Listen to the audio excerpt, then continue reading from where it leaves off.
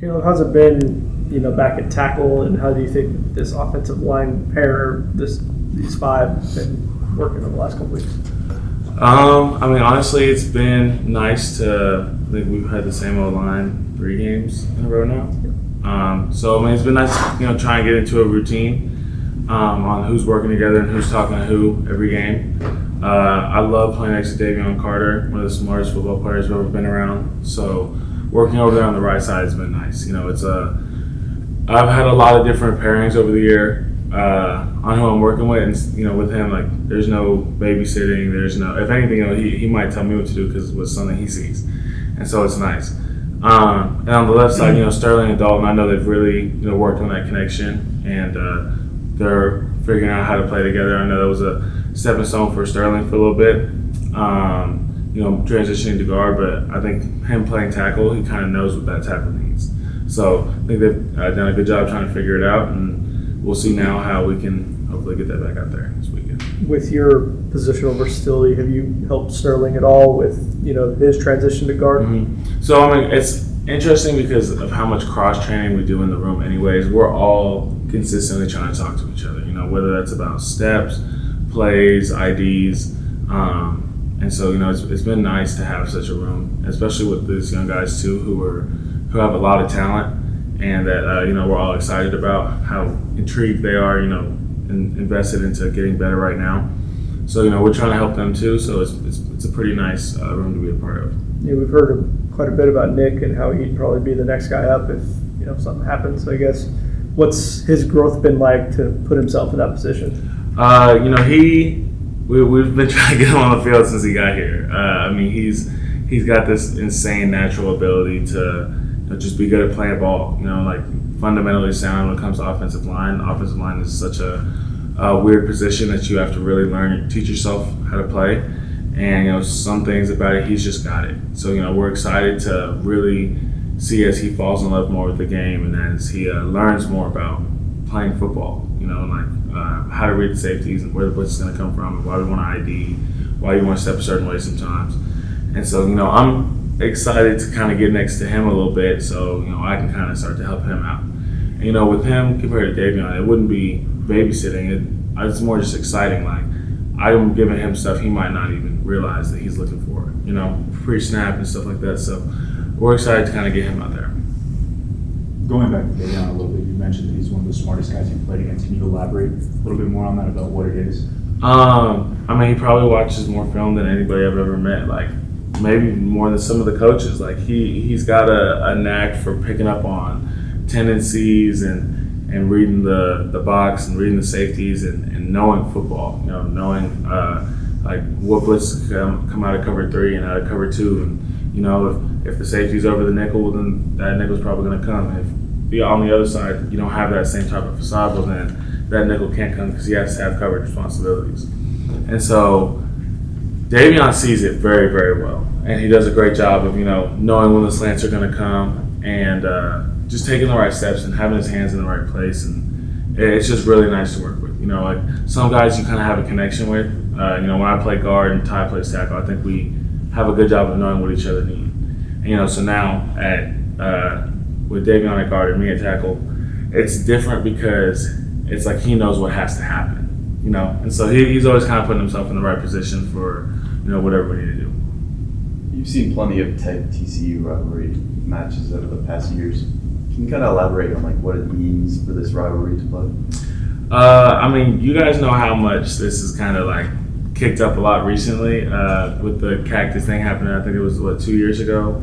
It said can't recruit in the desert, and so we're excited to go back again. TCU is always a home game for us. I love being in the Metroplex. I love that's where so many of us are from, and so it'll be rocking for them. It'll be rocking for us too, and that's just something that makes it fun about this Texas rivalry. Any team you play in Texas is a rival, so it's exciting.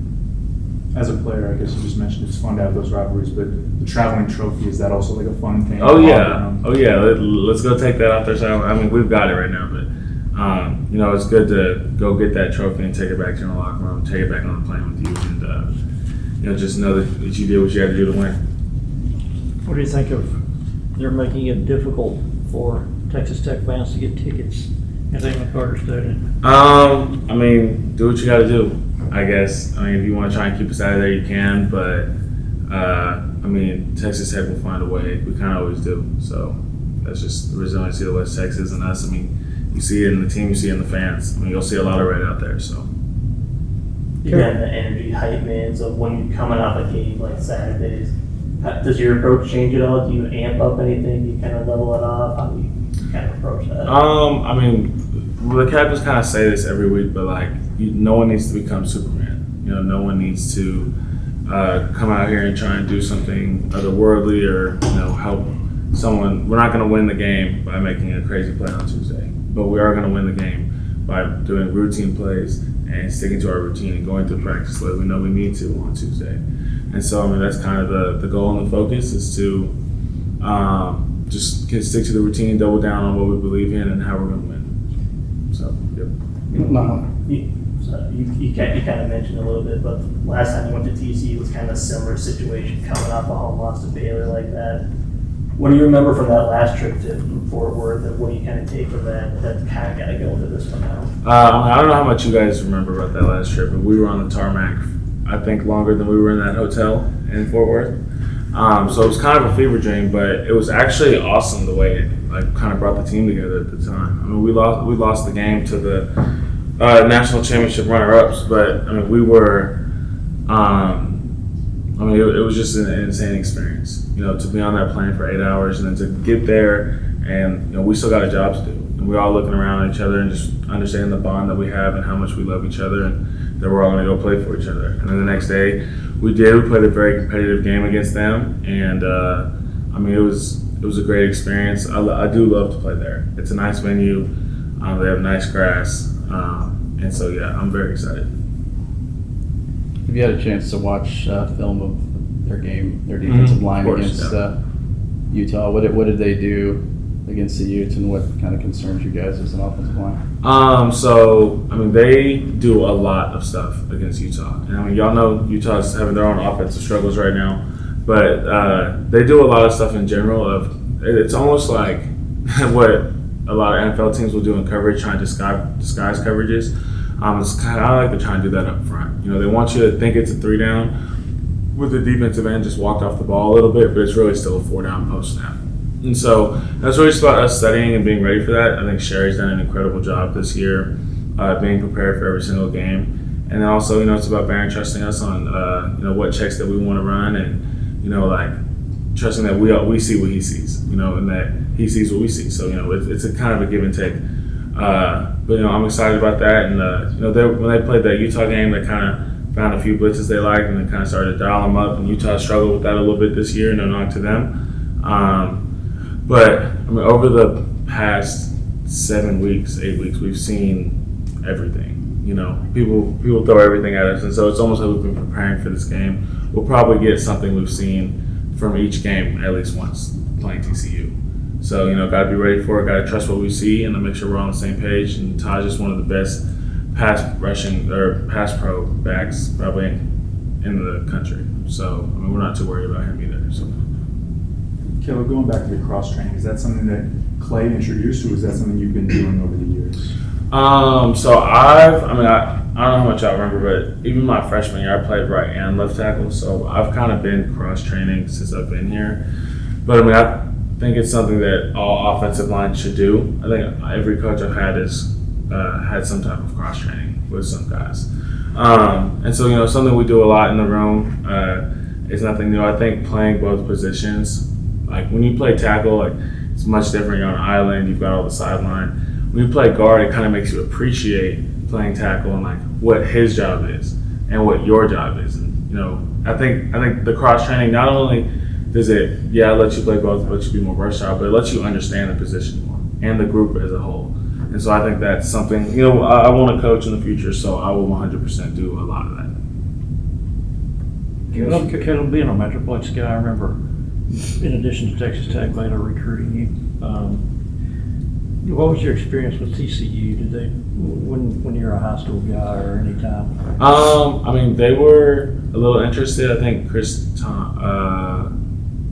Thompson Thompson. He went to Florida State after for a while. I'm not sure where he's at now, but he was interested in me at some point. I went to a camp that was and that was after I committed. I mean, I just wanted to get some work in the summer. It was a hometown camp. I drove like 30 minutes, by myself. Didn't even take my parents or anything. So I mean, they weren't too interested in me. It was what it was. My grandma wanted me to go there just because it was right around the corner. I mean, even if they offered me, I didn't want to do laundry at home on the weekends. So, I don't think that was necessarily the spot for me. But I mean, it's a good school, good university. I have a lot of respect for their program and their coaches and their players. So, I'm excited to go out there and try and get that win. How much does your grandma get to come out here? A lot. She makes it to a lot of games, and I'm glad I'm able to, be here. She lives in Amarillo, or she used to, and so, especially early in my career, it was nice to be so close and allow her to be at the games, and that's just the best part about being in the great state of Texas. Is there's so many family close, and you go play another school, and it's basically like a home game for you. So that's pretty cool.